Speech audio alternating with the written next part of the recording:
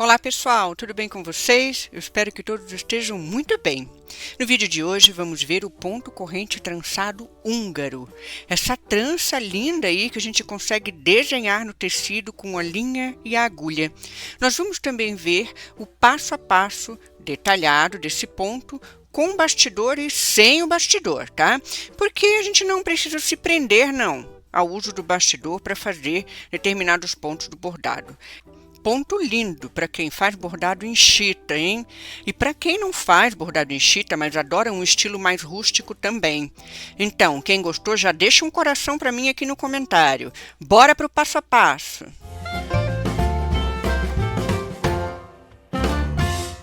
Vamos começar o ponto da esquerda para a direita. Você pode fazer o ponto em qualquer direção, tá? Não necessariamente precisa ser nessa direção que eu estou mostrando, mas como você se sentir mais confortável em fazer. Vamos fazer um primeiro ponto, que é um pesponto, bem pequenininho ali, contando umas 3 casinhas do tecido, tá? Então, a gente vai entrar ali com a agulha para o verso do tecido, fazer o nosso primeiro pesponto.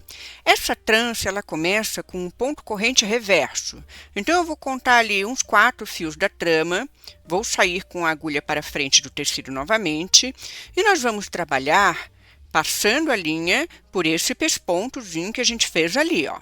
Eu vou pegar e vou de cima para baixo, fazer o movimento do ponto corrente reverso, tá? Quem não conhece o ponto corrente, eu vou deixar no card alguns vídeos para você conseguir entender aí essa lógica desse movimento.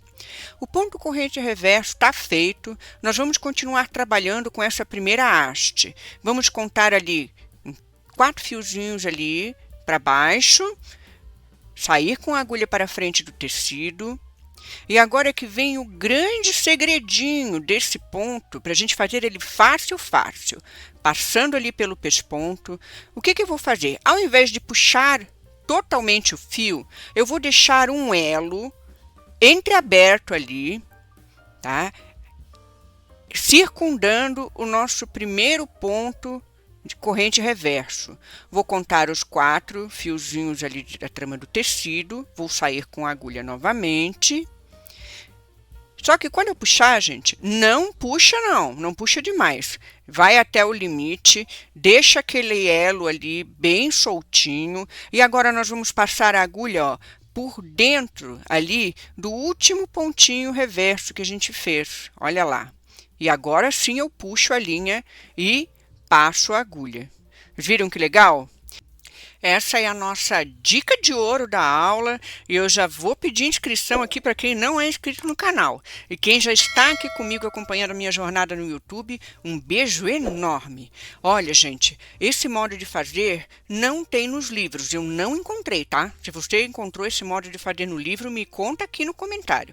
É um modo de fazer que eu encontrei nas pesquisas que eu faço, nos meus estudos de bordado por aqui pelo YouTube. Eu procuro filtrar tudo e trazer o que tem de melhor aqui em dicas para vocês, tá? Esses são os movimentos básicos, ó. E depois a gente vai seguindo assim até chegar ao final da trança. Vou puxando, ó. É lindo esse ponto, né, gente? Olha só que coisa linda, e não é difícil não, tá? A gente acha que é complicado, mas fazendo desse modo que eu estou mostrando para vocês, vocês vão conseguir fazer fácil. Quem borda em chita, eu sei que tem um pessoal aqui do canal, porque eu procuro conhecer vocês, né, gente? Eu vou conhecendo aí o estilo de cada uma, o que cada uma gosta. Vocês vão me contando aqui também nos comentários, eu já vou conhecendo o gosto do bordado de vocês, né? Essa abordagem que eu faço aqui no canal é muito livre mesmo, por isso que é bordados livres, né? Tem tudo que é estilo de bordado, tá? O máximo que a gente puder conhecer é muito importante para o desenvolvimento da nossa criatividade, quanto mais a gente conhecer. E o bordado em chita olha, que alegria que é, né? O colorido da chita, tá? Se você borda em chita, deixa o comentário aqui para mim. Oi, Rê, eu sou bordadeira de chita, porque eu já vi que tem algumas pessoas que me acompanham aqui e que fazem esse estilo de bordado. E é lindo demais, né, gente? Olha esse ponto para o bordado em chita, fala a verdade. Tem tudo a ver, né? Combina demais, tá? Então, tô trazendo aí esse conhecimento para vocês, se vocês não conheciam esse ponto. E quem gosta de estilo mais rústico também, tá? Para bordar é ótimo. E agora, ó, gente, vamos dar uma avançada no ponto, né? Vamos passar para o final do ponto. Para finalizar esse ponto, fazemos ali a última passada de agulha pelo último ponto reverso, né? O mais recente. Puxamos a linha. E é muito simples finalizar, tá? É só deixar um ponto corrente ali, ó. Pronto. Simples, simples assim. Coisa mais linda, né, pessoal? Não é lindo demais? Claro que com o bastidor ele vai ficar mais regular. Ó, esse aí eu fiz com linha de meada, então ele fica mais fininho, ó. Com linha torsal também, um fio só. Estão vendo? Ele dá um aspecto mais delicadinho, um pouco mais fininho no tecido. Então, o aspecto rústico ou mais clássico e delicado vai depender também do material que você estiver usando, tá? Dessa diferenciação, ó. Linha torsal um pouquinho mais grossa, a combinação que nós fizemos, que agora eu vou mostrar para vocês, né? Foram 3 fios de linha torsal, né? Esse formato de estrutura de linha de cordãozinho, aí estão elas, ó. Uma linha que é matizada, né? E linha azul marinho e um azul mais claro, um azul celeste. Agora nós vamos bordar sem o bastidor, tá? Eu já vou usar uma combinação de linha diferente para a gente diferenciar a cor, ó.